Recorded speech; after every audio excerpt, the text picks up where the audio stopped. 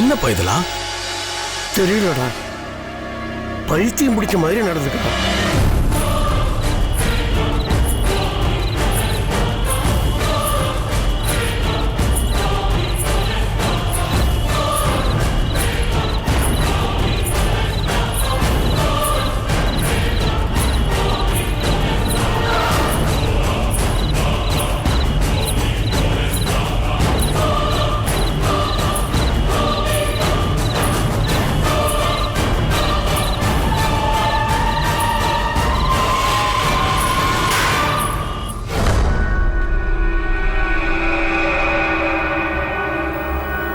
ஆதிரா இதுவரைக்கும் இப்படி எல்லாம் நடந்துகிட்டதே இல்ல. நட உட எல்லாமே மாறி போயிருக்கு. அவ என்னென்னமோ பேசுறா. அவளுக்கு என்ன ஆச்சு? ஏன் இப்படி எல்லாம் நடந்துக்கிறா? அது ஒண்ணும் இல்ல அண்ணி, கொஞ்ச நாளாவே ஒரு மாதிரியா இருக்கா, அவ்வளவுதான். அவளை நாங்க பாத்துக்கிறோம். அவ ரொம்ப கோவப்படுறாளே. பழி தீர்க்க வந்திருக்கேன், குடும்பத்தையே அழிச்சிருவேன்னு சொல்றாளே. ஏதோ கோவத்துல பைத்தியம் மாதிரி பேசுறா. அதெல்லாம் பெருசுப்படுத்தாதீங்க, நீங்க போய் படுங்க. போங்க அண்ணி, அவளால எந்த பிரச்சனையும் வராது. வராம நாங்க பாத்துக்கிறோம். அம்சோல்லி, நீ போமா. எதுவா இருந்தாலும் சரி பண்ணிக்கலாம். நீ போமா. சரிங்க மாமா. முத்தையா ஐயா, ராத்திரி தூங்க போறப்ப நீ கதவெல்லாம் சாத்தலையா? இல்லைங்க ஐயா, வெளிக்கதவை அம்மா தான் மூடுவாங்க. உங்க ரூம் கதவை நான் மூடிட்டு தான் போய் படுத்தேன். அப்ப எப்படிடா வந்தா? எனக்கும் ஒன்றும் புரியலங்க ஐயா. என்னத்த புரியலையோ? உனக்கும் வயசாகி போச்சு, கூப்பிட்டா சமயத்துக்கு வரமாட்டேங்கிற. அவரை போய் ஏன் சலிச்சுக்கிறீங்க? தப்பான ஒருத்தியை இன்னும் நம்ம விட்டு வச்சிருக்கோமே, நம்மள சொல்லணும். முத்தையா, நீ போய் படுத்துக்க. தம்பி, பெரியவர் தனியா இருக்காரு. அதான் நாங்க இருக்குமே, கூட இருந்து பாத்துக்கிறோம். முத்தையா, கதவெல்லாம் நல்லா சாத்தி இருக்கான்னு பார்த்துட்டு நீ வெளியே போய் படுத்துக்க. சரிங்க ஐயா.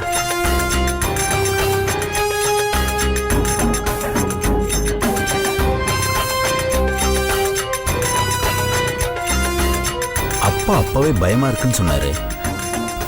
இன்னைக்கு நாம இங்க இருந்தது நல்லதா போச்சு. அப்பா, அவ இன்னைக்கு வருவான்னு எப்படிப்பா தெரியும்? இப்பன்னு இல்லடா, கொஞ்ச நாளாவே அந்த பயம் இருந்துகிட்டு தாண்டா இருக்கு. அதான் துணை கூப்பிட்டேன். அப்பா ரூம் கதவு மூடி இருக்கு, அதையும் மீறி எப்படி வந்தா? எப்படின்னு நான் தான் அப்பவே சொன்னேன்ல, அவன் மனுஷி இல்லடா, பேய். அதான் பேச்செல்லாம் ஒரு மாதிரியா இருக்கு. டே ராஜன், அவ பேய் இல்லடா. அவ பேய் இல்லனா அப்ப வந்து போனது யாரு? பழி தீர்க்க வந்திருக்கேன், குடும்பத்தை அழிச்சிடுவேன்னு சாபம் விடுறா. இதுக்கெல்லாம் என்ன அர்த்தம்? எனக்கும் ஒன்னும் புரியலடா.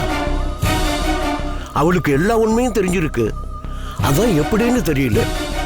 ஒரே குழப்பமா இருக்கு. அப்பா, அவ இத்தனை நாளா அடங்கிதானே இருந்தா.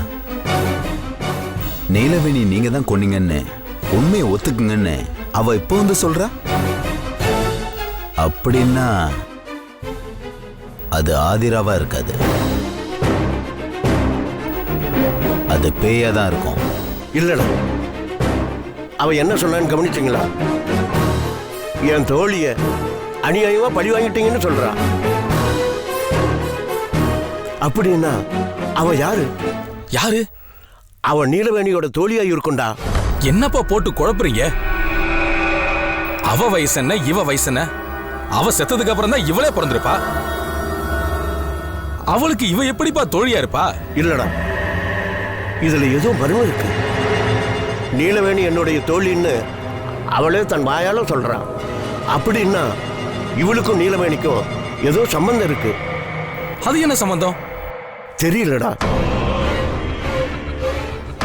நீலவேணி மாதிரி அவ தோழியும் பாதிக்கப்பட்டிருக்கான்னு தோணுது. அவ யாருன்னு கண்டுபிடிக்கணும். நீலவேணியோடைய தோழி யாரு, அவளுடைய கதை என்ன, அவ என்ன ஆனா, இதை நாம தெரிஞ்சுக்கணும். அப்பதான் இந்த மர்மத்துக்கு ஒரு விடை கிடைக்கும். சரி, அதையும் நாங்க விசாரிக்கிறோம். ம்.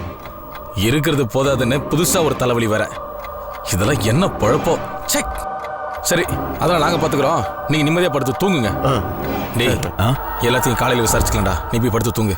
சரிண்ணே. நீங்க படுங்கப்பா. ஆ. இனிமேல் அவன் வரமாட்டான். நாங்க வெளியே தான் இருக்கோம். நீங்க நிம்மதியா படுத்து தூங்குங்க. வாடா போலாம். அப்பா பயப்படாதீங்கப்பா, படுத்துக்குங்க.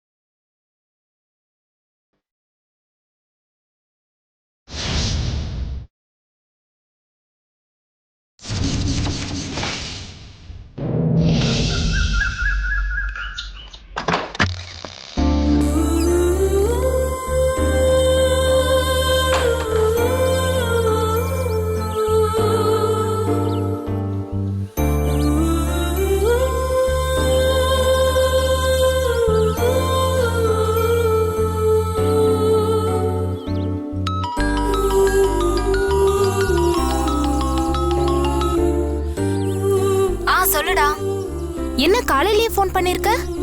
ஒரு முக்கியமான விஷயம் பேசணும். அதான். என்ன விஷயம் சொல்லு. அத போன்ல சொல்ல முடியாது, நீ நேர்ல வா. நேர்லயா? எனக்கு கொஞ்சம் வர்க் இருக்குடா, அத முடிச்சிட்டு ஈவினிங் பார்க்கலாமா? இல்ல இப்பவே உங்ககிட்ட பேசணும், உடனே கிளம்பி வா. உடனே பார்க்கணும்னா என்னடா விஷயம்?